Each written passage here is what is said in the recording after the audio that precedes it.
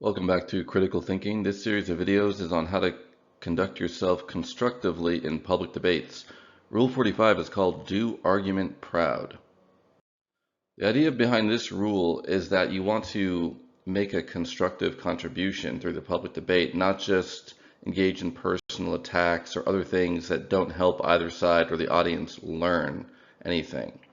So if you think about public debate as a process of thinking together, it is a process in which both parties or all parties can gain, as opposed to a process in which one side wins, the other side loses. This maps onto the distinction between zero-sum and positive-sum games, as they're called in game theory, which is the mathematics of strategic situations. Technically, a game is a situation where there's more than one side, and the outcome of an encounter or of an interaction for each side depends not only on their action or decision, but also how that interacts with the actions or decisions of the other sides.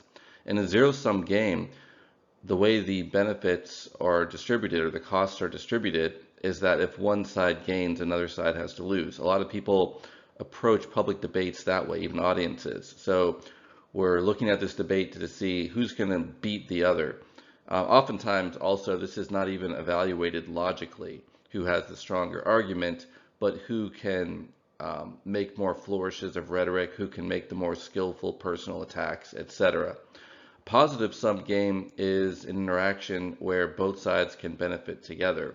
So it's not one side winning, the other losing, but all the sides can gain. And public debates ideally should be positive sum games. In order to make them such, it depends in part upon the mindsets of the people taking part.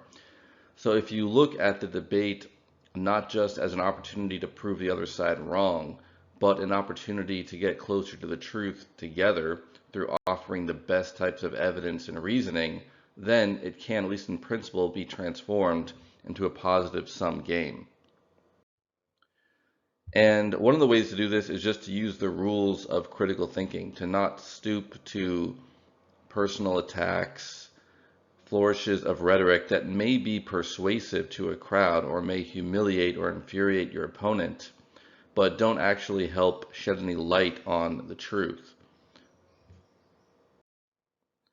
And the key principle is just to give reasons and evidence to support your position instead of just expressing emotions or trying to trigger emotions in the audience or your debating partner.